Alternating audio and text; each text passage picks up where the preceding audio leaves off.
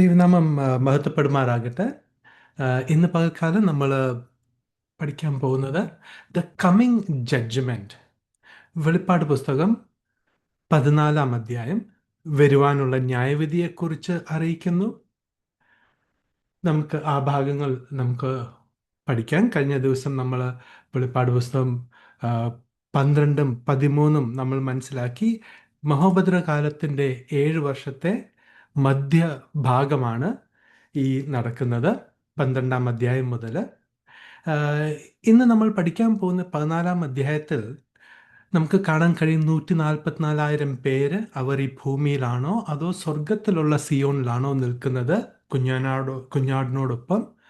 അതുപോലെ തന്നെ 3 ദൂതന്മാർ, അവരുടെ ഘോഷണങ്ങൾ, 3 ഘോഷണങ്ങളുണ്ട്. ഒരു എറ്റേണൽ ഗോസ്പൽ, രണ്ടാമത് ബാബിലോൺ വീണുപോയി, മൂന്നാമത് ബാബിലോൺ നിവാസികളുടെ മേൽ വരുവാനുള്ള ന്യായവിധിയെക്കുറിച്ച് ഘോഷിക്കുന്നതായിട്ട് നമുക്ക് കാണാൻ കഴിയും.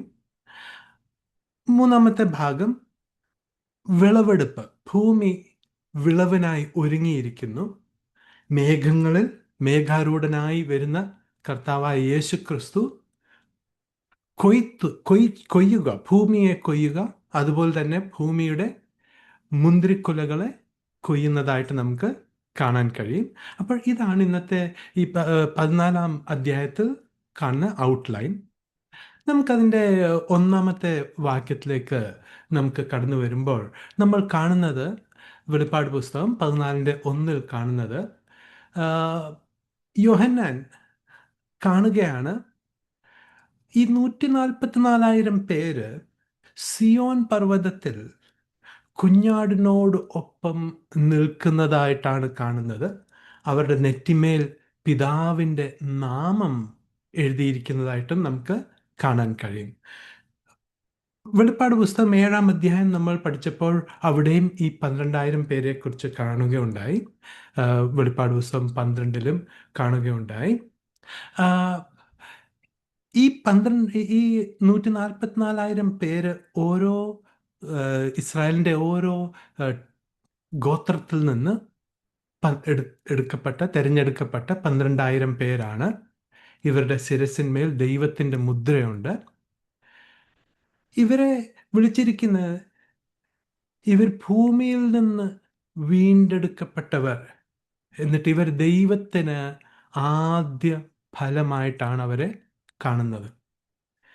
ഇതേ കാര്യം നമുക്ക്, ഇതുപോലൊരു കാര്യം എഹെസ്കേൽ 9 3 തൊട്ട് 8 വരെയുള്ള ഭാഗങ്ങൾ വായിക്കുമ്പോൾ നമുക്ക് കാണാൻ കഴിയും. യെരുശലേമിൽ അനീതി വർദ്ധിച്ച് ഇരിക്കുന്ന സമയത്ത് ദൈവം യെരുശലേമിനെ ന്യായം വിധിക്കാൻ വേണ്ടി വരുമ്പോൾ ദൈവം പറയുകയാണ്, ഒരു എഴുത്തുകാരൻ്റെ മഷി കൊമ്പിൽ ഉള്ള ഒരു വ്യക്തിയോട് പറയുകയാണ്, പോയി നഗരത്തിൽ പോയി യെരുശലേമിൽ നടക്കുന്ന അനീതിയെക്കുറിച്ച് വിലപിക്കുന്നവർ, ദുഃഖിക്കുന്നവരുടെ മേൽ, അവരുടെ നെറ്റിമേൽ ഈ ഒരു അടയാളം ഇടുക.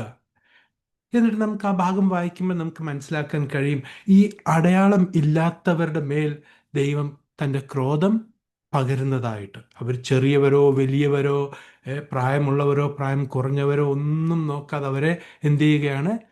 നശിപ്പിച്ച് കളയുകയാണ്. അതുപോലൊരു കാര്യമാണ് ഇവിടെ നടക്കുന്നത്. വെളിപ്പാട് പുസ്തകത്തിൽ പരിശുദ്ധാത്മാവ് മുദ്രയിടുകയാണ്. ഈ 144,000 പേര്, ഇവര് മനുഷ്യരുടെ ഇടയിൽ നിന്ന് വീണ്ടെടുക്കപ്പെട്ടവർ, ഇസ്രായേലിൽ നടക്കുന്ന കാര്യങ്ങളെക്കുറിച്ച് വിലപിക്കുന്നവരാണ്. ഇവർ സുവിശേഷം കേട്ട് ഈ 70-ാമത്തെ ആഴ്ചയിൽ ഒരുപക്ഷെ ആദ്യമായിട്ട് രക്ഷിക്കപ്പെടുന്ന ഒരു കൂട്ടമായിരിക്കാം. അതുകൊണ്ടായിരിക്കാം ഇവരെ ആദ്യ ഫലങ്ങൾ എന്ന് പറഞ്ഞിരിക്കുന്നത്. ലേവ്യ പുസ്തകം 23:10 ആ ഭാഗം വായിക്കുമ്പോൾ മോശയുടെ ന്യായപ്രമാണം പ്രകാരം ഇവർ വാഗ്ദത്ത ദേശത്ത് കടന്നു ചെല്ലുമ്പോൾ ആദ്യത്തെ ഈ കൃഷി വിളവെടുപ്പിൻ്റെ ആദ്യത്തെ ഭാഗം എന്ത് ചെയ്യണം? അവർ ദേവാലയത്തിൽ കൊണ്ടുവരണമായിരുന്നു.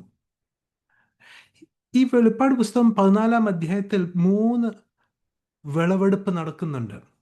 അപ്പം ഇത് ആദ്യത്തെ വിളവെടുപ്പ്, അതായത് ദ റിസറക്ഷൻ പോലെ കർത്താവിൻ്റെ സന്നിധിയിൽ സുവിശേഷം കേട്ട് ആദ്യമായിട്ട് രക്ഷിക്കപ്പെടുന്ന ഒരു വലിയൊരു സുവിശേഷ സംഘമായിരിക്കാം 144,000 പേര്. ഇവരെ നമ്മൾ കാണുന്നത് ആദ്യം ഇവർ ഭൂമി എങ്ങും പോയി സുവിശേഷം അറിയിക്കുന്നു. അവരുടെ ശുശ്രൂഷ കഴിഞ്ഞതിന് ശേഷം ഇവര് 14-ാം അധ്യായത്തിൽ കുഞ്ഞാടിനോടൊപ്പം സ്വർഗസിയോനിൽ നമുക്ക് കാണാൻ കഴിയും. ഇവരൊരു പാട്ട് പാടുകയാണ് ദൈവത്തിൻ്റെ സിംഹാസനത്തിന് മുൻപിൽ, 4 ജീവികളുടെ മുൻപിൽ, 24 മൂപ്പന്മാരുടെ മുൻപിൽ ഇവര് ഒരു പുതിയൊരു പാട്ട് പാടുകയാണ്. ഈ പാട്ട് ഇവരല്ലാതെ വേറെ ആർക്കും അത് പഠിക്കാൻ കഴിയത്തില്ല. നമുക്കറിയാം, മിസ്രൈം കടന്ന്, ചെങ്കടൽ കടന്ന് മിസ്രൈമിൽ നിന്ന് വിടുതൽ പ്രാപിച്ചവർ ഇക്കരെ വന്നപ്പോൾ എന്ത് ചെയ്തു? അവര് ഫറവോനെയും കൂട്ടരെയും ചെങ്കടലിൽ മുങ്ങിക്കിടക്കുന്നത് കണ്ട്, അവരുടെ സൈന്യം നശിച്ച് കിടക്കുന്നത് കണ്ട് മിറിയാമും അഹരോനും കൂട്ടരൊക്കെ എന്ത് ചെയ്തു? ഒരു പാട്ട് പാടി ദൈവത്തെ ആരാധിച്ചു. ഈ 144,000 പേര് അവരുടെ പ്രത്യേക അനുഭവങ്ങളിൽ നിന്ന് നിറഞ്ഞു വരുന്നൊരു പാട്ടായിരിക്കാം പാടുന്നത്. ഈ മഹോപദ്രവകാലത്തിൽ നിന്ന് മൃഗങ്ങൾ, false prophet, antichrist, the dragon, ഇവരുടെ എല്ലാവരുടെയും പീഡനത്തിൻ്റെ ഇടയിൽ നിന്ന് ദൈവത്തിൻ്റെ മുദ്ര ഉള്ളത് കൊണ്ട് മാത്രം ഇവർ രക്ഷപ്പെട്ട്, ഇവർ മരണം കാണാതെ ഇവരെ ദൈവം എന്ത് ചെയ്യുക?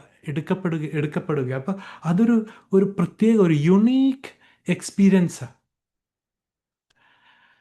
അതുപോലെ തന്നെ ഇവരെക്കുറിച്ച് എഴുതിയിരിക്കുന്ന ഒരു 4-മത്തെ ഒരു സവിശേഷത എന്ന് പറഞ്ഞാൽ, ഇവർ സ്ത്രീകളോടുകൂടെ മലിനപ്പെട്ടിട്ടില്ല. They are virgins, they follow the lamb wherever he goes.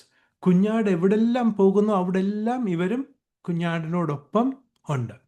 അപ്പം ഈ സ്ത്രീകളോട് മലിനപ്പെട്ടിട്ടില്ല എന്ന് പറയുമ്പോൾ, ഈ വിവാഹം കഴിക്കാതെ സുവിശേഷ വേല ചെയ്യുന്ന, അങ്ങനെ തീരുമാനമെടുക്കുന്ന വ്യക്തികളുണ്ട്. അപ്പോൾ അവർ വിവാഹം കഴിച്ച് സുവിശേഷ വേല ചെയ്യുന്നവരെക്കാട്ടിലൊരു പ്രത്യേക ക്വാളിറ്റിയോ അങ്ങനൊന്നും, റിവാർഡോ ഒന്നും അങ്ങനൊന്നുമില്ല. കാരണം ഹെബ്രായർക്കെഴുതിയ ലേഖനം 13-ാം അധ്യായം 4-ാം അധ്യായത്തിൽ പറയുന്നത്, 4-ാം വാക്യത്തിൽ പറയുന്നത്, marriage is honourable in all. വിവാഹം സകലതും മാന്യമുള്ളതാണ്. ഇവിടെ സ്ത്രീ എന്ന് പറയുന്നത് വെളിപ്പാട് പുസ്തകം 2:20 നമ്മൾ കാണുന്ന ഇസബേലിൻ്റെ ഉപദേശം എന്താണ് ചെയ്തത്? ഇസ്രായേൽ മക്കളെ വഞ്ചനയിലേക്ക് നയിച്ച് വ്യഭിചാരത്തിലേക്ക് ഒടുവിൽ കൊണ്ടെത്തിക്കുകയായിരുന്നു ചെയ്തത്. 1 രാജാക്കന്മാർ 19-ാം അധ്യായം നമ്മൾ വായിക്കുമ്പോൾ ആഹാബും ഇസബേലും നമുക്ക് അവിടെ കാണാൻ കഴിയും. അവരെന്ത് ചെയ്തു? ഇസ്രായേൽ മക്കളെ, അതായത് ഇസ്രായേലിൻ്റെ നാഷണൽ റിലീജിയൻ ബേൽ വർഷിപ്പ്, ബാലിൻ്റെ ആരാധന ഇസ്രായേലിൻ്റെ നാഷണൽ റിലീജിയനായിട്ട് ഡിക്ലെയർ ചെയ്തു. ഇസബേലാണ് ആഹാബിനെ ഇൻഫ്ലുവൻസ് ചെയ്ത് ഡിക്ലെയർ ചെയ്ത്. എന്നിട്ട് ഏലിയാവ് പറയുകയാണ്, ദൈവമേ, ഞാൻ മാത്രമേ ശേഷിച്ചുള്ളൂ, ഞാൻ ഒരുവൻ മാത്രമേ ശേഷിച്ചിരിക്കുന്നുള്ളൂ, ബാലിന് മുട്ടുമടക്കാത്ത, ബാക്കി എല്ലാവരും പോയി. ദൈവം ഏലിയാവിനോട് പറയുക, അല്ല ഏലിയാവെ, നീ അറിയാത്ത ബാലിന് മുട്ടുമടക്കാത്ത 7,000 പേര് എനിക്കുണ്ട് എന്ന് ദൈവം ഏലിയാവിനോട് പറയുക. അപ്പോൾ ഇവിടെ സ്ത്രീ എന്ന് പറയുന്നത് എന്താണ്? ബാബിലോണിയ, ആ ഫോൾസ് റിലീജിയനാണ് ഇവിടെ സ്ത്രീ എന്നുകൊണ്ട് ഉദ്ദേശിച്ചിരിക്കുന്നത്. ഈ 144,000 പേര് ഈ ഫോൾസ് റിലീജിയന് മുട്ടുമടക്കാത്തത് ആണ്. അതാണ് ഇതിൻ്റെ അർത്ഥം. പലരും പറയും വിവാഹം കഴിക്കാതിരിക്കുന്നത് നല്ലതാണ്. പൗലോസ് പറയുന്നുണ്ട്, it is good to be unmarried. അടുത്ത വാക്കി പറയുന്ന it is better to be married എന്ന്. അതായത് ഈ സുപ്പർലേറ്റീവ് ആ ഓർഡറിൽ ബെറ്ററാണ് ഗുഡിനെക്കാട്ടിലും മെച്ചമായത്. അടുത്തത് 5-മത്തെ ഒരു കാര്യം ഇവരെ കുറിച്ച് പറഞ്ഞിരിക്കുന്നത്, ഇവരുടെ നാവിൽ വഞ്ചനയില്ല, വ്യാജമില്ല, വഞ്ചനയില്ല. ഈ വഞ്ചന എന്ന് പറയുമ്പോൾ എങ്ങനെയാണെന്ന് വെച്ചാൽ, ഡോക്ട്രിനെ കലർത്തുമ്പോൾ, അത് മിക്സ് ചെയ്യുമ്പോഴാണ് വഞ്ചന നടക്കുന്നത്. ഇന്ന് സാത്താൻ പ്രവർത്തിക്കുന്ന ഡോക്ട്രിനൽ കൺഫ്യൂഷൻ കൊണ്ടുവന്ന ഉപദേശത്തെ, സുവിശേഷത്തെ കലർത്തി കളയുക. ഒരു അവിയൽ പോലെ പല ഡിസ്പെൻസേഷനാൽ, പല യുഗങ്ങളിലെ സുവിശേഷങ്ങളെ കൂട്ടിച്ചേർത്ത് കലക്കി ആൾക്കാർക്ക് കൺഫ്യൂഷൻ ആയിരിക്കുന്നൊരു ടൈം. ഇവരുടെ നാവിൽ വഞ്ചനയില്ല എന്ന് പറയുമ്പോൾ, ഇവരെ ഏൽപ്പിച്ച സുവിശേഷം അവരതിൽ കലർപ്പില്ലാതെ പ്രസംഗിച്ചു. ഏത് സുവിശേഷമായി ഇവർ പ്രസംഗിച്ചത്? രാജ്യത്തിൻ്റെ സുവിശേഷം. അതിനകത്ത് ഇവർ അവിശ്വസ്തത കാണിക്കാതെ ഇവർ ശുശ്രൂഷ ചെയ്തു. ശുശ്രൂഷ കഴിഞ്ഞപ്പോൾ ദൈവം ഈ ഒരു പ്രത്യേക കൂട്ടരെ തൻ്റെ അരികിലേക്ക് എടുക്കുകയുണ്ടായി. അപ്പോൾ ഇവർ നിൽക്കുന്ന ഈ സിയോൻ പർവ്വതം ഏതാണ്? ഹെബ്രായർക്കെഴുതിയ ലേഖനം 12:22 തൊട്ട് 24 വരെയുള്ള ഭാഗം വായിക്കുമ്പോൾ നമുക്ക് മനസ്സിലാക്കാൻ കഴിയും. ഹെബ്രായർക്കെഴുതിയ ലേഖനം തൊട്ട് വെളിപ്പാട് വരെയുള്ള പുസ്തകം, അതിനകത്തെ ഉപദേശങ്ങൾ ആർക്കുള്ളതാണ്? ഈ 1000 ആണ്ട് വാഴ്ച, ഈ മഹോപദ്രവകാലത്തിൽ കൂടി കടന്നു പോകുന്നവർക്കുള്ള പ്രത്യേക ഉപദേശങ്ങളാണ്. ഹെബ്രായർക്കെഴുതിയ ലേഖനത്തിൽ അനേക മുന്നറിയിപ്പുകളുണ്ട്. ഏശാവിനെ പോലെ ആകല്ലേ, കായിനെ പോലാകല്ലേ, ബലയാമിനെ പോലാകല്ലേ, അനേകം മുന്നറിയിപ്പുകൾ കൊടുക്കുകയാണ്. വിശ്വാസത്തിൽ അവസാനം വരെ നിൽക്കണം, വിശ്വാസത്തിൻ്റെ നായകനും പൂർത്തിവരുത്തുവാനാകുന്ന കർത്താവിനെ നോക്കണം. എങ്ങനെ കർത്താവ് മരണത്തോളം വിശ്വസ്തനായിരുന്നോ അതുപോലെ നിങ്ങളും വിശ്വസ്തനായിരിക്കണം. രക്ഷ നഷ്ടപ്പെട്ടു പോകുന്ന കാര്യങ്ങളൊക്കെ ഉണ്ട്. രക്ഷയുടെ സുവിശേഷവും പരിശുദ്ധാത്മാവിൻ്റെ കൃപാവരങ്ങളൊക്കെ അനുഭവിച്ചിട്ട് പിന്മാറിപ്പോയവരെ തിരികെ കൊണ്ടുവരാൻ കഴിയുകയില്ല. ഇതൊക്കെ ആർക്കാണ് എഴുതിയിരിക്കുന്നത്? ഈ ദാനിയേൽ പ്രവചനത്തിൻ്റെ 70-ാമത്തെ ആഴ്ച, 70 ആഴ്ചകളുണ്ട്, അല്ലെ 70-ാമത്തെ ആഴ്ചയായി മഹോപദ്രകാലം. ആ കാലഘട്ടത്തിൽ ഈ നല്ല കാര്യങ്ങളൊക്കെ മനസ്സിലാക്കിയച്ച് ഒടുവിൽ പ്രയാസങ്ങളും കഷ്ടങ്ങളും വന്നപ്പോൾ സാത്താൻ്റെ മുദ്ര എടുത്ത് പിന്മാറിപ്പോയാൽ ആ വ്യക്തിയെ ഒരിക്കലും തിരികെ കൊണ്ടുവരാൻ ഒക്കില്ല. അപ്പോൾ അങ്ങനത്തെ ഉപദേശങ്ങളാണ് ഹെബ്രായർക്കെഴുതിയ ലേഖനം തൊട്ട് വെളിപ്പാട് വരെ. ബോഡി ഓഫ് ക്രൈസ്റ്റിൻ്റെ ഉപദേശം നമുക്കിവിടെ കാണാൻ കഴിയുകയില്ല.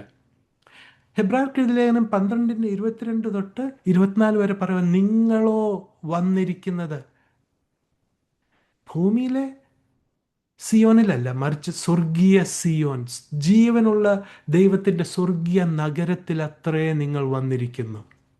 അപ്പോൾ ഇത് എവിടാണ്? സ്വർഗത്തിലാണ്.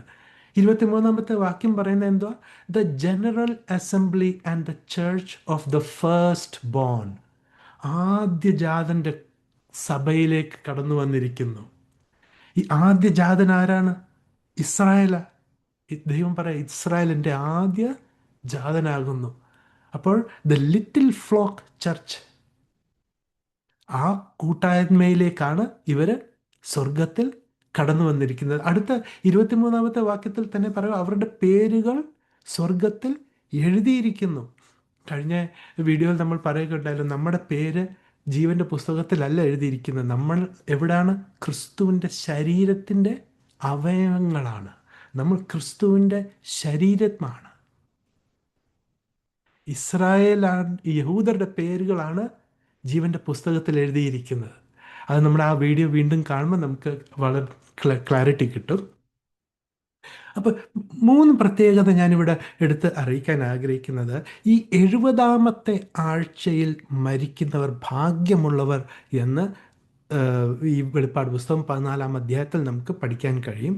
അതിൻ്റെ ഒന്നാമത്തെ കാരണം, ഈ 144,000 പേര്, 2 സാക്ഷികൾ, പിന്നീട് ഈ 70-ാമത്തെ ആഴ്ചയിൽ രക്തസാക്ഷികളാകുന്നവരെയൊക്കെ നമ്മൾ കാണുന്ന, അവരുടെ ആത്മാക്കളെ നമ്മൾ എവിടെ കാണുന്നത്? ഈ സ്വർഗസിയോനിൽ ഉള്ള ദൈവത്തിൻ്റെ സിംഹാസനത്തിന് മുൻപിൽ ഉള്ള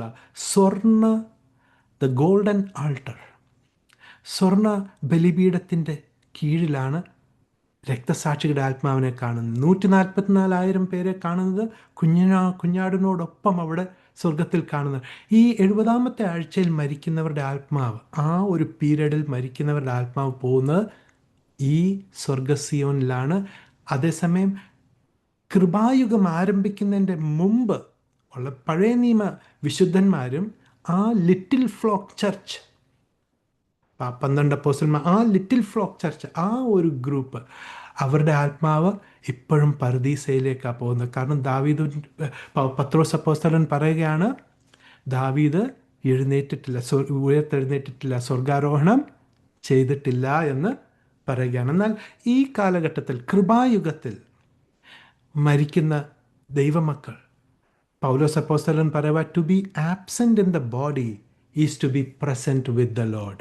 ഇന്ന് നമ്മൾ മരിക്കുമ്പോൾ നാം കർത്താവിനോട് കൂടെയാണ്. ഇമീഡിയറ്റ്ലി നാം കർത്താവിനോട് കൂടെയാണ്. അപ്പോൾ ആ ഒരു കാര്യം മനസ്സിലായി. ഇതേത് സിയോനാണ്? ഭൂമിയിലുള്ള സിയോനല്ല, സ്വർഗത്തിലുള്ള സിയോനാണ്. പ്രിയമുള്ളവരെ, ഒരു മിഡ് ട്രിബുലേഷൻ റാപ്ചർ ഉണ്ട്. അതാണ് പലരും കൺഫ്യൂസ് ആകുന്നത്. പലർ പറയുന്നത് സഭയും മഹോപദ്രവകാലത്തിൽ കൂടി കടന്നു പോകും, എന്നാൽ മധ്യഭാഗത്ത് ബോഡി ഓഫ് ക്രൈസ്റ്റും ഉയർത്തെഴുന്നേൽക്കും എന്ന് പറയാനുള്ള കാരണം ഇതാണ്. കാരണം ഈ 144,000 പേരുടെ റാപ്ചർ, അവർ എടുക്കപ്പെടുമ്പോൾ, ഈ സ്വർഗസിയോനിലേക്ക് എടുക്കപ്പെടുമ്പോൾ, പലരും പറയുന്നത് അത് ദ ബോഡി ഓഫ് ക്രൈസ്റ്റിൻ്റെ എല്ലാവരുടെയും ഒരു റാപ്ചറാണ് നടക്കുന്നത് എന്ന് പറയും. പക്ഷെ അതല്ല, ഈ 144,000 പോകുന്ന സ്വർഗീയ സിയോനാകുന്ന ആ നഗരത്തിലേക്ക്, ആ പട്ടണമാണ് ആ കർത്താവിൻ്റെ 2ാം വരവ് കഴിയുമ്പോൾ അണിഞ്ഞൊരുങ്ങിയ മണവാട്ടിയായിട്ട് ഭൂമിയിലേക്ക് ഇറങ്ങി വരുന്നത്. ആ പട്ടണത്തിലേക്കാണ് പോകുന്നത്. യേശുക്രിസ്തു പറഞ്ഞു, ഞാൻ എൻ്റെ പിതാവിൻ്റെ അരികിലേക്ക് പോകുന്നു, അനേക വാസസ്ഥലങ്ങളുണ്ട്, ഒരുക്കി കഴിയുമ്പോൾ ഞാൻ നിങ്ങളെ ചേർക്കാൻ വരും, ഞാൻ ഇരിക്കേണ്ടടുത്ത് നിങ്ങളും ഇരിക്കേണ്ടതിന് വേണ്ടി ഞാൻ വേഗം വരും എന്ന് പറഞ്ഞപ്പോൾ, ഈ നഗരം ഒരുക്കുന്ന കാര്യമാണ് അവിടെ. ഈ നഗരമാണ് അനേക വാസസ്ഥലം. ഈ നഗരം ഈ ഭൂമിയിലേക്ക് വരും. കഴിഞ്ഞ വീഡിയോയിൽ നമ്മൾ പഠിച്ചല്ലോ, ഈ ഓൾഡ് ടെസ്റ്റ്മെൻറ്റ് സെയിൻസും ഈ കിങ്ഡം മിനിസ്റ്റേഴ്സ്, 12 അപ്പോസ്തലന്മാരെ, അവരുടെയൊക്കെ പ്രത്യാശ എന്തുവാ? ഈ ഭൂമിയിൽ ദൈവത്തിൻ്റെ ആലയത്തിൽ ചുറ്റുമുള്ള ശത്രുക്കളുടെ ഭയം കൂടാതെ എന്നേ ജീവകാലം മുഴുവനും ദൈവത്തെ സേവിക്കുക. അതാണ് അവരുടെ ആഗ്രഹം, അവരുടെ പ്രത്യാശ അതാണ്. ഈ ഭൂമിയാണ് അവർ വാഴുന്നത്. ഓക്കെ, അപ്പോൾ ഈ മധ്യഭാഗത്തൊരു റാപ്ചറുണ്ട്. അത് ഈ 144,000 പേരുടെ, ആ സഭയുടെ അല്ല, അത് ബോഡി ഓഫ് ക്രൈസ്റ്റിൻ്റെ അല്ല. ബോഡി ഓഫ് ക്രൈസ്റ്റ് എവിടെയാണ്? മറ്റൊരു ഇടത്താണ്, സ്വർഗസ്ഥലങ്ങളിൽ. അവരും ക്രിസ്തുവിനോട് കൂടെ സ്വർഗസ്ഥലങ്ങളിൽ ഇന്ന് വീണുപോയ ദൂതന്മാർ കൈയടക്കിയിരിക്കുന്ന അധികാരത്തിൻ്റെ സ്ഥാനങ്ങളാണ് ബോഡി ഓഫ് ക്രൈസ്റ്റ് ഏറ്റെടുത്ത് സ്വർഗീയ മണ്ഡലത്തിൻ്റെ ശുദ്ധീകരണം, ആ പദ്ധതിയുടെ ഭാഗമാണ് ദ ബോഡി ഓഫ് ക്രൈസ്റ്റ്. അപ്പോൾ ഇതേ കാര്യം വെളിപ്പാട് 12-ാമത്തെ അധ്യായം 5-ാം വാക്യത്തിനോട് ചേരുന്നുണ്ട്. ഏതാണ്? സ്ത്രീ പ്രസവിച്ചുടനെ ഈ സ്ത്രീ ഈ കുഞ്ഞെന്ത് ചെയ്തു? ശിശു ദൈവത്തിൻ്റെ അടുക്കിലേക്ക്, ദൈവത്തിൻ്റെ സിംഹാസനത്തിലേക്ക് എടുക്കപ്പെട്ടു. ആ ഒരു വാക്യവുമായിട്ട് ഈ ഭാഗം ചേർന്ന് വരും. അപ്പോൾ നമ്മുടെ മൈൻഡിൽ ഒരു ക്വസ്റ്റ്യൻ വരും, എന്തുകൊണ്ടാണ് ഗലാത്യർക്കെഴുതിയ ലേഖനത്തിൽ പൗലോസ് ബോഡി ഓഫ് ക്രൈസ്റ്റിനോട് പറയുന്നുണ്ട്, മേളിലുള്ള യെരുശലേം സ്വതന്ത്രയാകുന്നു, അവൾ തന്നെ നമ്മുടെ അമ്മയാകുന്നു എന്ന് ഗലാത്യർക്കെഴുതിയ ലേഖനം 4:26 പറയുന്നുണ്ട്. എന്തുകൊണ്ടാണ് പൗലോസ് ജാതികളോട് പറയുന്നത് മേളിലുള്ള യെരുശലേമാണ് നമ്മുടെ അമ്മ എന്ന് പറയുന്നത്? നമുക്ക് ആ ഒരു ഭാഗം നമുക്കൊന്ന് എടുക്കാം. ഗലാത്യർക്കെഴുതിയ ലേഖനം 4-ാം അധ്യായം 21 തൊട്ട് 31 ആ ഭാഗത്തിലാണ്. അപ്പോൾ ഇവിടെ പൗലോസ് പറയുന്ന ന്യായപ്രമാണത്തിൻ കീഴിപ്പാൻ ഈ ഇച്ഛിക്കുന്നവരെ, നിങ്ങൾ ന്യായപ്രമാണം പറയുന്നത് കേട്ടിട്ടില്ലേ? അബ്രഹാമിന് 2 മക്കളുണ്ടായിരുന്നു. ഒരാള് ദാസി പ്രസവിച്ചവനും ഒരുവൻ സ്വതന്ത്ര പ്രസവിച്ചവനും എന്ന് എഴുതിയിരിക്കുന്നുവല്ലോ. ദാസിയുടെ മകൻ ജഡപ്രകാരവും സ്വതന്ത്രയുടെ മകനോ വാഗ്ദത്താലും ജനിച്ചിരിക്കുന്നു. ഇത് സാദൃശ്യമാക്കുന്നു എന്ന് പറയുന്നത്, അതായത് ഇറ്റ്സ് എ അലോഗോറി, അതായത് കവിതകളിൽ ഈ ഉപമാലങ്കാരം അങ്ങനെയൊക്കെ ഉള്ള അതുപോലൊരു ഉപമയാണ്. അപ്പോൾ ഇവിടെ ദാസിയുടെ മകൻ ഇസ്മായിൽ, ഹാഗാറും ഇസ്മായിലും എന്തിനെയാണ് പ്രതിനിധീകരിക്കുന്നത്? രണ്ട് കവനൻറ്റിനെയാണ് ഈ രണ്ട് മക്കൾ, ഈ രണ്ട് സ്ത്രീകൾ പ്രതിനിധീകരിക്കുന്നത്. ഒന്ന്, സീനായിൽ നിന്നുള്ള, അറേബ്യയിലെ സീനായിൽ നിന്നുള്ള ന്യായപ്രമാണത്തെയാണ് ഹാഗാറും ഇസ്മായിലും പ്രതിനിധീകരിക്കുന്നത്. എന്നിട്ട് പറയുകയാണ് ദാസി ഇത് എന്താ ബന്ധനസ്ഥരെയാണ് ജനിപ്പിക്കുന്നത്. അതിൻ്റെ 25-ാമത്തെ വാക്യത്തിൽ ഹാഗാറിൻ്റെ സന്തതികൾ എന്തുവാ? ന്യായപ്രമാണത്തെ കാണിക്കുന്നു. ന്യായപ്രമാണം ബന്ദികളെയാണ് ജനിപ്പിക്കുന്നത്. എന്നിട്ട് പറയുക, ഇന്നത്തെ യെരുശലേമിന് സാദൃശ്യം, അത് ബന്ധനത്തിലായിരിക്കുന്നു. ഏതിനടിയിലാണ്? ന്യായപ്രമാണത്തിൻ്റെ അടിയിലാണെന്നാണ് പറഞ്ഞിട്ട്, ന്യായപ്രമാണം ബന്ധനമാണെന്നാണ് പറയുന്നത്. എന്നാൽ മേളിലുള്ള യെരുശലേം ഈ ഭൂമിയിലുള്ള യെരുശലേം പോലെ ന്യായപ്രമാണത്തിന് കീഴിലല്ല, അത് സ്വതന്ത്രമായിരിക്കുന്നത് പോലെ ബോഡി ഓഫ് ക്രൈസ്റ്റ്. അതിൻ്റെ ഈ 31-ാമത്തെ വാക്യത്തിൽ പറയുന്നുണ്ടോ, അങ്ങനെ സഹോദരന്മാരെ നാം, ബോഡി ഓഫ് ക്രൈസ്റ്റ്, ജെൻറ്റൈൽസ് അല്ലേ, അന്യജാതിക്കാർ, ദാസിയുടെ മക്കളല്ല സ്വതന്ത്രയുടെ മക്കളത്ര. ഈ ഒരു കാര്യം, അതായത് നമ്മൾ ന്യായപ്രമാണത്തിന് കീഴിലല്ല, ആ ബന്ധനത്തിലല്ല എന്ന് കാണിക്കുവാൻ വേണ്ടിയാണ് ഈ ദൃഷ്ടാന്തം എടുത്തത്. എന്നിട്ട് പറയുകയാണ് 26-ാമത്തെ വാക്യത്തിൽ, മീതെയുള്ള യെരുശലേമോ സ്വതന്ത്രമായിരിക്കുന്നു, അവൾ തന്നെ നമ്മുടെ അമ്മ. എന്നിട്ട് പറയുകയാണ് 30-ാമത്തെ വാക്യത്തിൽ പറയുകയാണ്, 28-ാമത്തെ വാക്യത്തിൽ പറയുക, നാമോ സഹോദരന്മാരെ ഇസഹാക്കിനെ പോലെ വാഗ്ദത്തത്താൽ ജനിച്ച മക്കൾ ആകുന്നു. എന്നാൽ അന്നു ജഡപ്രകാരം ജനിച്ചവൻ ആത്മപ്രകാരം ജനിച്ചവനെ ഉപദ്രവിച്ചതുപോലെ ഇന്നും കാണുന്നു. തിരുവചനം എന്തു പറയുന്നു? ദാസിയെയും മകനെയും പുറത്താക്കിക്കൊള്ളുക. ദാസിയെയും മകനെയും, ന്യായപ്രമാണമാണ് ദാസന്മാരെ ജനിപ്പിക്കുന്നത്, അതിനെന്ത് ചെയ്യണം? പുറത്താക്കിക്കൊള്ളുക. അപ്പോൾ ആ ഒരു കാര്യം മനസ്സിലാകുന്നു. എന്തുകൊണ്ടാണ് പൗലോസ് പറഞ്ഞ മേളിലുള്ള യെരുശലേം നമ്മുടെ മാതാവാകുന്നു? അത് മേളിലുള്ള യെരുശലേം സ്വതന്ത്രയായതുകൊണ്ട് നമ്മളും സ്വതന്ത്രരാണ്. ഏതിൽ നിന്ന്? ന്യായപ്രമാണത്തിൻ്റെ ആവശ്യകതയിൽ, അത് ഡിമാൻഡ് ചെയ്യുന്ന കാര്യങ്ങളിൽ നിന്ന് നമ്മൾ സ്വതന്ത്രരാണ്. ന്യായപ്രമാണത്തിനൊരു ശാപമുണ്ട്. ആ ശാപത്തിന് കീഴിൽ നിന്ന് വിടുവിക്കുവാനാണ് കർത്താവ് കാൽവരി ക്രൂശിൽ ന്യായപ്രമാണത്തിന് കീഴിൽ ഒരു മരത്തിന്മേൽ ക്രൂശിക്കപ്പെട്ടത്, നമ്മളെ ന്യായപ്രമാണത്തിൻ്റെ ശാപത്തിന് കീഴിൽ നിന്ന് വിടുവിക്കുവാൻ വേണ്ടി. അപ്പോൾ അതിൽ നിന്ന് നമ്മൾ വിടുതലുള്ളവരാണ്. അടുത്ത ഭാഗത്തിലേക്ക് നമുക്ക് കടക്കാം. The announcement of the 3 angels, 3 ദൂതന്മാരുടെ പ്രഖ്യാപനങ്ങൾ. ഒന്നാമത്തെ ദൂതൻ പ്രഖ്യാപിക്കുന്നത് ദ എറ്റേർണൽ ഗോസ്പൽ.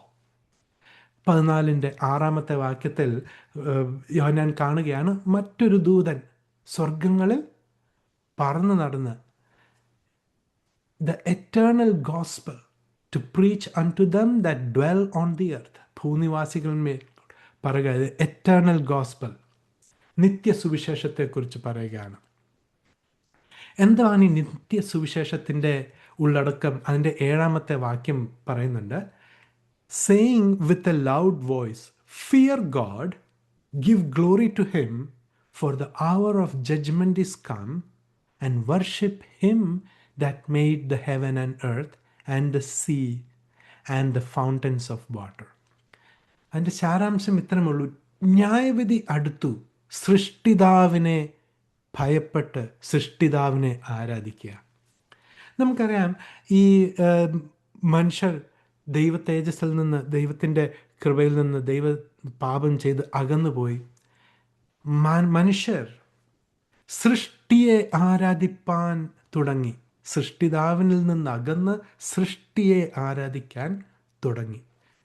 വീണുപോയ ദൂതന്മാർ അവരെയാണ് പ്രധാനമായിട്ട് ആരാധിക്കാൻ തുടങ്ങിയത്, അവരുമായിട്ടുള്ള സമ്പർക്കം.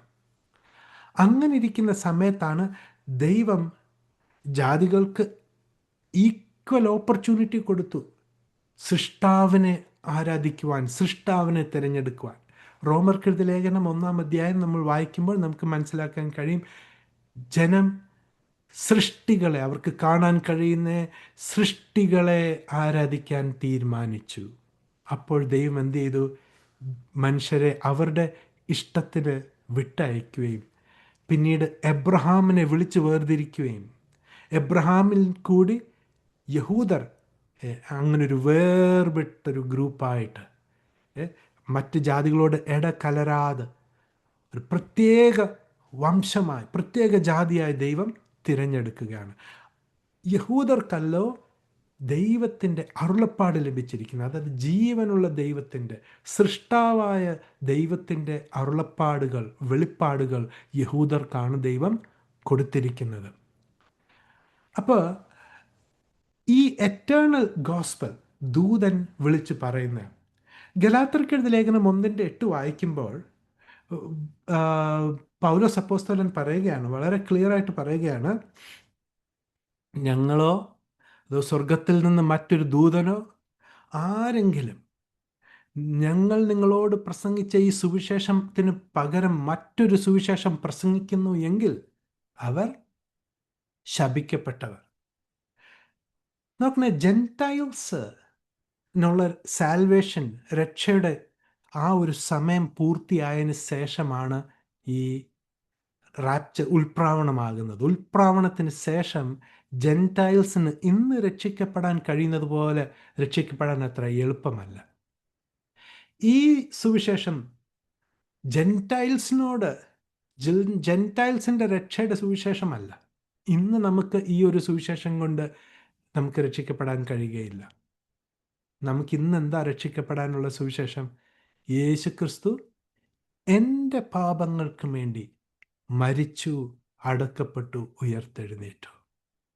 ഈ ഒരു കാര്യം നാം വിശ്വസിക്കുമ്പോഴാണ് ഇന്ന് ജാതി മതഭേദമന്യേ ആർക്കും രക്ഷ സൗജന്യമായിട്ട് ലഭിക്കുന്നു. നിത്യജീവൻ സൗജന്യമായിട്ട്, രക്ഷാദാനമായിട്ട് ലഭിക്കുന്നു. പക്ഷേ ഉൽപ്രാവണത്തിന് ശേഷമുള്ള കാലഘട്ടം അങ്ങനെയല്ല. ഉൽപ്രാവണത്തിന് ശേഷം ജാതികൾക്ക് രക്ഷിക്കപ്പെടണമെങ്കിൽ അവർ ഒന്നിൽ യഹൂദരായി മാറണം, അല്ലെങ്കിൽ ഈ ചെമ്മരിയാടുകളെ പോലെ, ഈ മത്തായി സുവിശേഷത്തിൽ 2 ന്യായവിധിയുണ്ട്, കോലാടിൻ്റെയും ചെമ്മരിയാടിൻ്റെയും. ചെമ്മരിയാട് ഏത് ഗ്രൂപ്പാണ്? രണ്ടും അന്യജാതികളാണ്. ഇസ്രായേൽ മക്കൾക്ക് നന്മ ചെയ്തൊരു ഗ്രൂപ്പാണ് ഈ ചെമ്മരിയാടുകൾ. ആ ഒരു കൂട്ടത്തിലാണെങ്കിൽ 1000 ആണ്ട് വാഴ്ചയിലേക്ക് കടക്കാൻ കഴിയും. അപ്പോൾ ഈ എറ്റേണൽ ഗോസ്പൽ അല്ല ഇന്ന് നമുക്ക് രക്ഷയ്ക്ക് ഉപയോഗപ്പെടുന്നത്. രണ്ടാമത്തെ ദൂതൻ, വെളിപ്പാട് പുസ്തകം 14:8 നാം കാണുന്നത്, ബാബിലോൺ വീണു, ആ മഹാനഗരം വീണിരിക്കുന്നു എന്ന് ഉള്ള ആ ഒരു ഘോഷിക്കുകയാണ്. മഹദിയാം ബാബിലോൺ. ഈ ഒരു കാര്യം പ്രവചന പദ്ധതിയുടെ ഒരു ഭാഗമായി യെരമ്യാ 50-ാം അധ്യായം അതിൻ്റെ 2 പറയുകയാണ്, declare ye among the nations, publish and set up a standard, publish and conceal not. എല്ലാവരോടും അറിയിക്കുക എന്ന് പറയുക, മറച്ചു വെക്കല്ലേ. എന്തുവാ? ബാബേൽ പിടിക്കപ്പെട്ടിരിക്കുന്നു, ബേൽ ലജ്ജിച്ചു പോയി, മെറോദാക്ക് തകർന്നിരിക്കുന്നു എന്നുള്ള കാര്യം ഘോഷിക്കുക. അത് ഒരു പ്രവചന പദ്ധതിയുടെ ഭാഗമാണ്.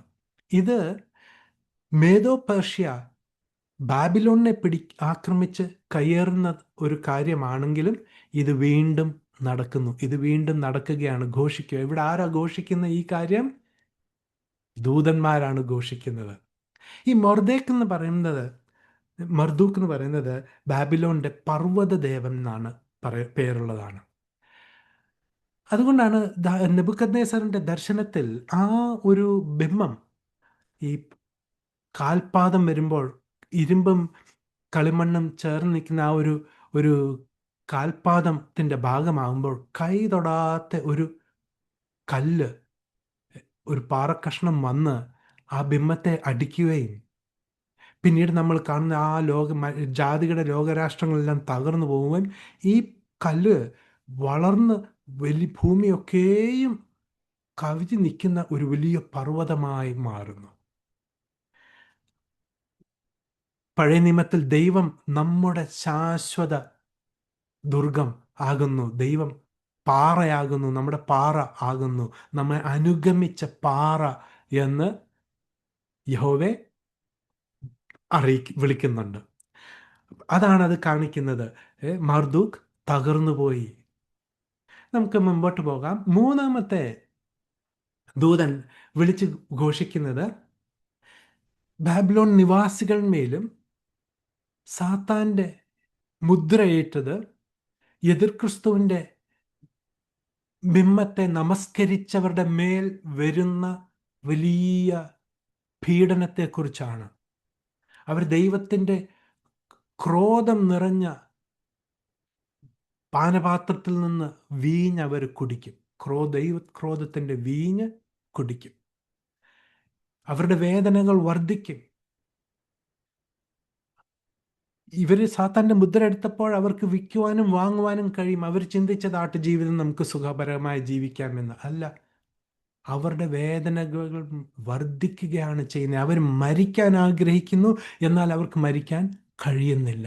അതുപോലത്തെ ഒരു അവസ്ഥയിലേക്കാണ് അവരായി പോകുന്നത്. എന്നിട്ട് അതിൻ്റെ 11-ാമത്തെ വാക്യത്തിൽ പറയുകയാണ്, ദൈവത്തിൻ്റെ കൽപ്പന, അവരുടെ പുക, ആ ഒരു ദൈവക്രോധത്താൽ ഉള്ള തീയുടെ പുക എന്ത് ചെയ്യുകയാണ്? രാപ്പകൽ ഉയർന്നുകൊണ്ടിരിക്കുകയാണ്.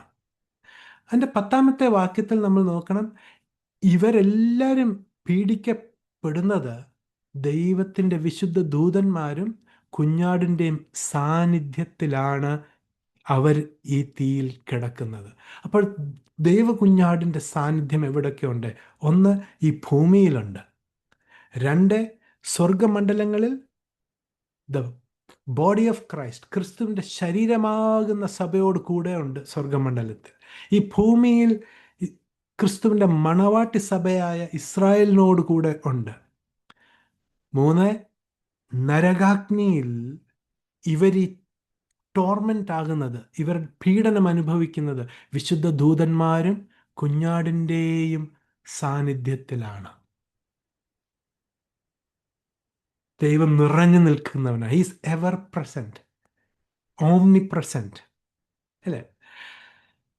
അടുത്തത് അതിൻ്റെ 12-ാമത്തെയും 13-ാമത്തെയും വാക്യം. 12-ാമത്തെ വാക്യത്തിൽ പറയുകയാണ്, here is the patience of the saints, here are they that keep the commandments of God and the faith of Jesus Christ. അപ്പോൾ ഇവിടെ ഒരു കണ്ടീഷണൽ സാൽവേഷൻ ആണ് ഇവിടെ പറഞ്ഞിരിക്കുന്നത്. ഇന്നത്തെ പോലെ രക്ഷയുടെ ഭദ്രതയില്ല. ആ കാലത്തിൽ വിശുദ്ധന്മാരെന്ത് ചെയ്യണം? അവസാനം വരെ സഹിച്ചു നിൽക്കണം, ഇല്ലേ?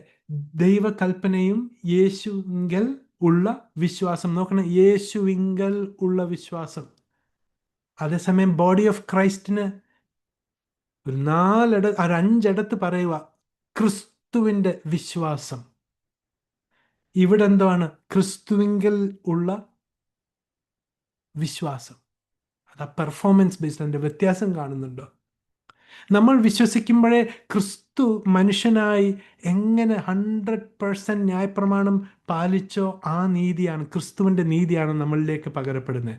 ക്രിസ്തു മനുഷ്യൻ്റെ രീതിയിൽ ജ്ഞാനത്തിൽ വളർന്നു. മരണത്തോളം അനുസരണമായിരുന്നു. ആ ഒരു അനുസരണം, ആ ഒരു വിശ്വാസമാണ് നമ്മളിലേക്ക് പകരപ്പെടുന്നത്. പക്ഷേ ഇവിടെ അങ്ങനല്ല. ഇവരുടെ രക്ഷ എങ്ങനെയാണ്?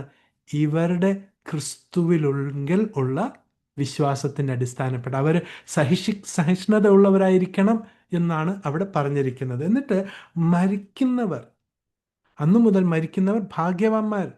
കാരണം എന്താ? ഈ 70-ാമത്തെ ആഴ്ചയിൽ മരിക്കുന്നവർ അവരുടെ പ്രയത്നങ്ങളിൽ നിന്ന് വിശ്രമിക്കുന്നു എന്നാണ് പറയുന്നത്. ഹെബ്രായർക്ക് എഴുതിയ ലേഖനം 4:10-11 നമ്മൾ വായിക്കുമ്പോൾ മനസ്സിലാക്കാൻ കഴിയും. അവിടെ ഒരു കൽപ്പന കൊടുക്കുകയാണ് 11-ാമത്തെ വാക്യത്തിൽ. ലെറ്റസ് ലേബർ ദെയർഫോർ, നമുക്ക് പ്രയത്നിക്കാം. ഈ ക്രിസ്തുവിൻ്റെ, ഈ ദൈവത്തിൻ്റെ വിശ്രമത്തിലേക്ക് പ്രവേശിക്കാൻ നമുക്ക് പ്രയത്നിക്കാം എന്നാണ് പറഞ്ഞിരിക്കുന്നത്. മനസ്സിലാകുന്നുണ്ട്? അതേസമയം പൗലോസ് അപ്പോസ്തലൻ നമ്മുടെ പ്രവൃത്തിയാലാണോ, നമ്മുടെ ഏതെങ്കിലും ഒരു പ്രയത്നത്താലാണോ നമ്മൾ ക്രിസ്തുവിൻ്റെ വിശ്രമത്തിലേക്ക് പ്രവേശിക്കുന്നത്? ഒരിക്കലുമല്ല. അപ്പോൾ ആ ക്ലിയർ ഡിസ്റ്റിങ്ഷൻ, ആ വ്യത്യാസം നമുക്ക് മനസ്സിലാക്കാൻ കഴിയുന്നുണ്ടോ? God bless. നമുക്ക് 3-ാമത്തെ ഭാഗത്തിലേക്ക് കടന്നു വരാം. അതാണ് കൊയ്ത്ത്. 2 വിധ കൊയ്ത്തുണ്ട്. ധാന്യങ്ങളുടെ കൊയ്ത്തും പിന്നെ മുന്തിരിക്കൊലകളുടെ കൊയ്ത്തും. ഇത് രണ്ടുമുള്ള വ്യത്യാസം നമുക്ക് മനസ്സിലാക്കാം. ഇത് വെളിപ്പാട് പുസ്തകം 14-ാം അധ്യായം 14-16 വരെയുള്ള വാക്യങ്ങളാണ്. യോഹന്നാൻ അപ്പോസ്തലൻ കാണുന്നത് മനുഷ്യപുത്രൻ. ഈ മനുഷ്യപുത്രൻ എന്ന വാക്ക്, ആ ഒരു ടൈറ്റിൽ അവസാനത്തെ ഉപയോഗമാണ് വെളിപ്പാട് പുസ്തകം 14-ാമത്തെ വാക്യത്തിൽ. ഇത് കഴിഞ്ഞിട്ട് മനുഷ്യപുത്രൻ എന്നുള്ള ടേം യൂസ് ചെയ്തിട്ടില്ല. അതുപോലെ തന്നെ പൗലോസ് അപ്പോസ്തലൻ്റെ ലേഖനങ്ങളിലും മനുഷ്യപുത്രൻ എന്ന വാക്ക് നമുക്ക് കാണാൻ കഴിയുകയില്ല. മനുഷ്യപുത്രൻ എന്ന ആ ഒരു ടൈറ്റിൽ പ്രവചന പദ്ധതിയുടെ ഒരു ഭാഗമായിരിക്കുമ്പോൾ തന്നെ അതൊരു ദൈവികമായൊരു ടൈറ്റിലാണ്. നമുക്കതിനെക്കുറിച്ച് നമുക്ക് മുൻപോട്ട് പഠിക്കാം. യോഹന്നാൻ കാണുന്നത് മേഘാരൂഢനായി, മേഘങ്ങളിൽ മനുഷ്യപുത്രന് സദൃശ്യമായ ഒരു വ്യക്തി, ശിരസിന്മേൽ സ്വർണ്ണ കിരീടവും ആയി, കയ്യിൽ മൂർച്ചയേറിയ ഒരു കോക്കത്തി, വാക്കത്തിയുമായിട്ട് വരുന്നതായിട്ടാണ് കാണുന്നത്. എന്നിട്ട് ദേവാലയത്തിൽ നിന്ന് പുറപ്പെടുന്ന ഒരു ദൂതൻ ഒച്ചത്തിൽ വിളിച്ചു പറയുകയാണ്.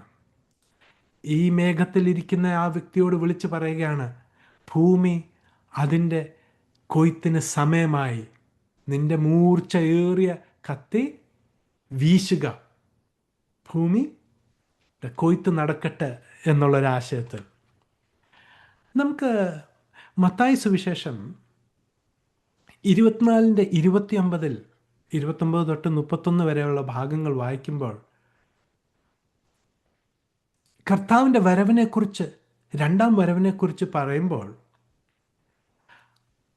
ആ കാലത്തെ കഷ്ടം കഴിഞ്ഞത് ഉടനെ സൂര്യൻ ഇരുണ്ടു പോകും, ചന്ദ്രൻ പ്രകാശനം കൊടുക്കത്തില്ല.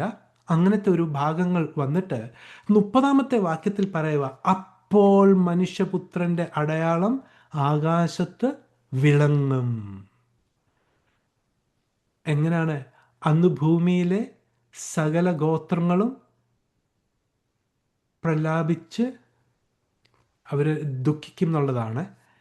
മനുഷ്യപുത്രൻ ആകാശത്തിൽ മേഘങ്ങളിൽ വരുന്നതായിട്ട് കാണുകയാണ്. അപ്പോൾ ഇവരെന്ത് ചെയ്യുക? കുത്തിയവങ്കിലേക്ക് നോക്കി ഇവർ വിലപിക്കുകയാണ്. അപ്പോൾ ഇതൊരു പ്രവചന പദ്ധതിയുടെ ഭാഗവുമാണ്. അന്നേരം കർത്താവ് അങ്ങനെ വരുമ്പോൾ എന്ത് ചെയ്യും എന്നാണ് 31-ാമത്തെ വാക്യത്തിൽ തൻ്റെ ദൂതന്മാർക്ക് കൽപ്പന കൊടുക്കും, തൻ്റെ വൃതന്മാരെ ഭൂമിയുടെ 4 ദിക്കിൽ നിന്ന് ചേർത്ത് കൊള്ളുവാൻ. അതാണ് ഈ ഹാർവെസ്റ്റ്, ഈ കൊയ്ത്ത്. ഇവിടെ ധാന്യങ്ങൾ കൊണ്ട് ഉദ്ദേശിച്ചിരിക്കുന്നത് വിശ്വസ്തന്മാരെയാണ്, ദൈവത്താൽ തിരഞ്ഞെടുക്കപ്പെട്ടവർ, അന്ത്യം വരെ വിശ്വസ്തയോടുകൂടി നിന്ന് കിങ്ഡം സെയിൻസിനെയാണ്, അവരെയാണ് ചേർക്കുവാൻ വരുന്ന ഈ ഒരു കാര്യമാണ് വെളിപ്പാട് പുസ്തകം 14-ാം അധ്യായം പറഞ്ഞത്. മത്തായി 26-64 ഇതേ കാര്യം പറഞ്ഞിട്ടുണ്ട്. കർത്താവ് മേഘങ്ങളിൽ വരുന്നു. ഇത് ദാനിയേൽ പ്രവചനം 7-ാം അധ്യായം 13-ാമത്തെ വാക്യവും 14-ാമത്തെ വാക്യത്തിലും ദാനിയേൽ കണ്ട ദർശനമാണ്, മനുഷ്യപുത്രൻ മേഘങ്ങളിൽ വരുന്നു, വയോധികൻ്റെ അരികിലേക്ക്, അതായത് പിതാവാം ദൈവത്തിൻ്റെ അരികിലേക്ക് അവനെ കൊണ്ടുവരികയാണ്. എന്നിട്ട് ഈ രാജ്യത്തിൻ്റെ മഹത്വവും, രാജ്യങ്ങളുടെ മഹത്വവും, ഡൊമിനിയനും, വാഴ്ച, എല്ലാ അധികാരങ്ങളെല്ലാം ആർക്ക് കൊടുക്കുകയാണ്? ഈ മനുഷ്യപുത്രന് കൊടുക്കുകയാണ്. ആ കാര്യമാണ്. അപ്പോൾ ഇവിടെ നമ്മൾ കാണുന്നത് കർത്താവിൻ്റെ 2-ാം വരവിനെ കുറിച്ച് ഉള്ളൊരു കാര്യമാണ് ഇവിടെ കാണുന്നത്. അപ്പോൾ ഈ കൊയ്ത്തിനെ കുറിച്ച് മത്തായി സുവിശേഷം 3-ാം അധ്യായം 11 തൊട്ട് 12 വരെയുള്ള ഭാഗം വായിക്കുമ്പോൾ യോഹന്നാൻ സ്നാപകൻ പറയുകയാണ്, ഞാനോ നിങ്ങളെ വെള്ളത്താൽ മാനസാന്തരത്തിന് വേണ്ടി സ്നാനപ്പെടുത്തുന്നു, എന്നാൽ എൻ്റെ പിന്നാലെ വരുന്നവൻ എന്നേക്കാൾ വലിയവൻ, എന്നേക്കാൾ ശ്രേഷ്ഠൻ, അവൻ്റെ ചെരുപ്പിൻ്റെ വാറഴിക്കാൻ പോലും എനിക്ക് യോഗ്യതയില്ല. അവൻ നിങ്ങളെ പരിശുദ്ധാത്മാവിനാലും തീയിനാലും സ്നാനം കഴിപ്പിക്കും എന്ന് പറഞ്ഞതിന് ശേഷം പറയുകയാണ്, വീശുമുറം അവൻ്റെ കയ്യിലുണ്ട്, അവൻ കളത്തെ മുറ്റും വെടിപ്പാക്കി ഗോതമ്പ് കളപ്പുരയിൽ കൂട്ടിവയ്ക്കുകയും പതിര് കെടാത്ത തീയിൽ ഇട്ട് ചുട്ടുകളയുകയും ചെയ്യും. അപ്പോൾ ഈ കൊയ്ത്തിൻ്റെ ഒരു ദൃശ്യം അവിടെ പ്രവചനത്തിൽ പറയുകയാണ് യോഹന്നാൻ സ്നാപകൻ. ഈ കളപ്പുര, ഈ കളം എന്താണ്? ഈ നിലം എന്താണ്? ഇസ്രായേലാണ്, ഈ ലോകമാണ്. ധാന്യങ്ങൾ ശേഖരിക്കപ്പെടാൻ പോകുന്ന ധാന്യങ്ങൾ എന്താണ്? വിശ്വാസികൾ, കിങ്ഡം സെയിൻസ്. എന്നാൽ അവിശ്വാസികൾ പതിരുപോലെ എന്ത് ചെയ്യും? അതിനെ തീയിലേക്കിട്ട്, കെടാത്ത തീയിലേക്കിട്ട് ചുട്ടുകളയും. അപ്പോൾ ഇവിടെ നമ്മൾ നോക്കണം, തീയുടെ അഭിഷേകം, അഗ്നിയുടെ സ്നാനം, അതൊന്നും നമുക്ക് വേണ്ട. നമുക്കാവശ്യമുള്ള സ്നാനവും നമുക്കാവശ്യമുള്ള അഭിഷേകവും ഒക്കെ കർത്താവ് നമ്മൾ വിശ്വസിച്ചപ്പോഴേ നമുക്ക് തന്നു കഴിഞ്ഞു. ഇനി അതുപോലോ അതിന് പകരം മറ്റുള്ളത് നമുക്ക് വേണ്ട. ഇതേ കാര്യം നമുക്ക് മത്തായി സുവിശേഷം 13-ാം അധ്യായം 24 തൊട്ട് 30 വരെയുള്ള ഭാഗങ്ങൾ നമുക്ക് വായിക്കാൻ കഴിയും. നല്ല വിത്ത് ഭൂമിയിൽ വിതച്ചു, എന്നാൽ ശത്രു വന്ന് എന്ത് ചെയ്തു? കളയും അതിൻ്റെ വിത്തും വിതച്ചു. അടുത്ത ദിവസം വേലക്കാർ നോക്കിയപ്പോൾ അവരാശ്ചര്യക്കായി, നമ്മൾ നല്ല വിത്തില്ലേ വിതച്ചത്, ഈ കളകൾ എങ്ങനെ ഇതിനിടയിൽ പൊങ്ങി വന്നു? ഉടനെ അവർ ഓടിച്ചെന്നിട്ട് യജമാനോട് പറയും, ഞങ്ങൾ കളകളെല്ലാം അങ്ങ് പിഴുത് കളയട്ടെ. ഉടനെ യജമാനൻ പറയും, വേണ്ട, കളകൾ പിഴുതുന്നതിൻ്റെ ഇടയിൽ നല്ല ഈ ഗോതമ്പും പിഴുതു പോകാതിരിക്കാൻ വേണ്ടി രണ്ടും കൊയ്ത്തോളം വളരട്ടെ. ഞാൻ കൊയ്ത്ത് സമയത്ത് കളകളെ ഒരു കൂട്ടം കൂട്ടമായിട്ട്, ബഞ്ചുകളായിട്ട് പറിച്ചു വെക്കാനും അതിനെ കെടാത്ത തീയിലിട്ട് ചുട്ടുകളയാൻ ഞാൻ കൽപ്പിക്കും.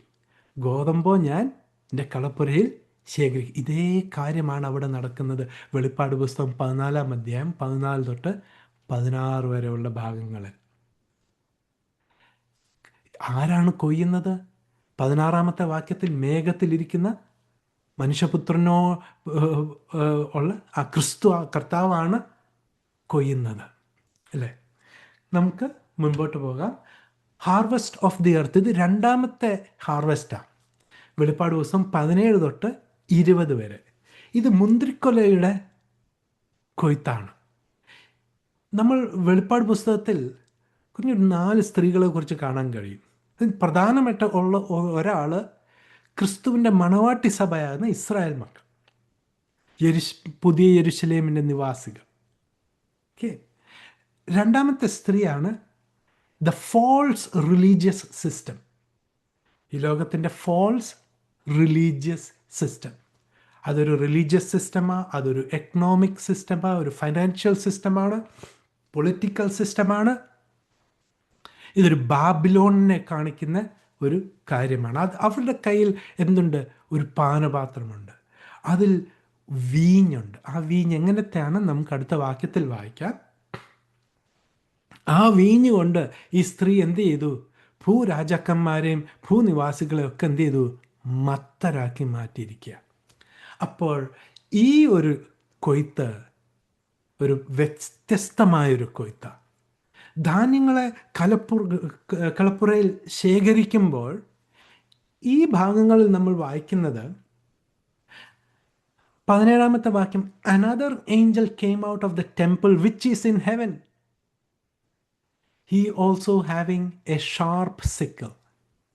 And another angel came out of the altar, which had power over fire.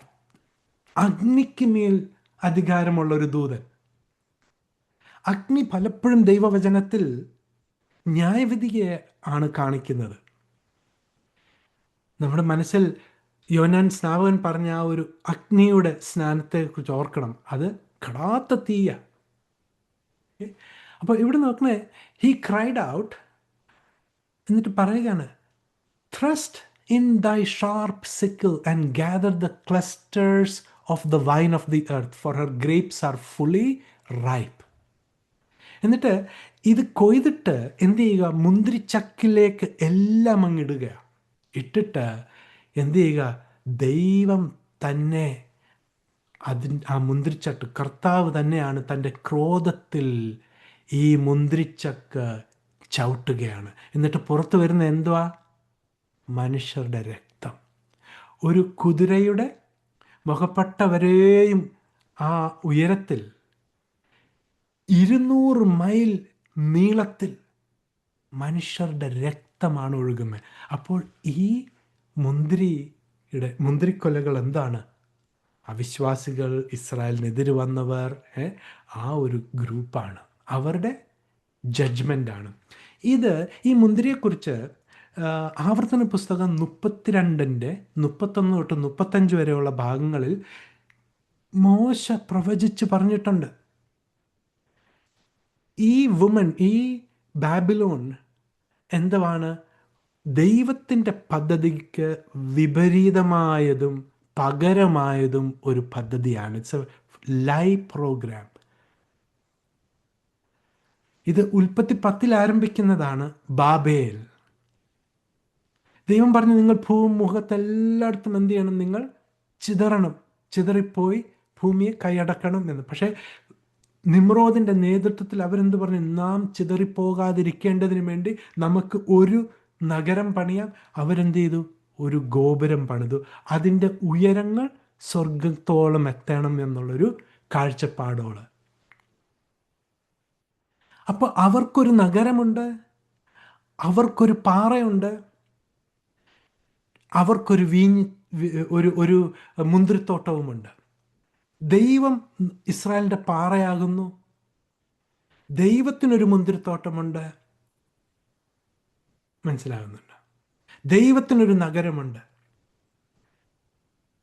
ഇവിടെ മോശ പറയുകയാണ്, അവരുടെ പാറ നമ്മുടെ പാറ പോലല്ല. മനസ്സിലായി? 32-ാമത്തെ വാക്യത്തിൽ പറയുകയാണ്, their wine is of the wine of Sodom and Gomorrah. Their grapes are grapes of gall. Their clusters are bitter. 33-ാമത്തെ വാക്യം, their wine is the poison of dragons and the curl venom of asps. അപ്പോൾ എങ്ങനത്തെ വീഞ്ഞാണിത്? Sodom ഗോമോറയിലെ വള്ളിയാണിത്. ഇതിൽ ആരുടെ വിഷമാണുള്ളത്? English Bible dragon. ആരാണ്? സ്ത്രീ ശിശുവിന് ജന്മം നൽകുമ്പോൾ ആ മകനെ തിന്നുകളയുവാൻ സ്ത്രീയുടെ മുൻപിൽ നിന്ന് ഡ്രാഗൻ.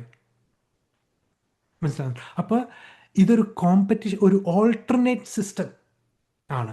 നോക്കണേ, അതിൻ്റെ ഈ 35-ാമത്തെ വാക്യം പറയുകയാണ്, അവരുടെ കാൽ വഴുതും കാലത്ത് പ്രതികാരവും പ്രതിഫലവും എൻ്റെ പക്കൽ ഉണ്ട്.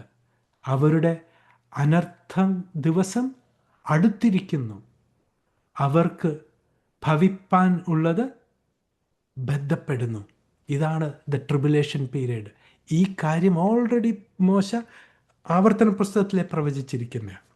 വെളിപ്പാട് പുസ്തകം 14:8 നമുക്ക് വായിച്ച ആ വാക്യം, ബാബിലോൺ വീണിരിക്കുന്നു, വീണിരിക്കുന്നു, the great city, because she made all nations drink of the wine of the wrath of her fornication.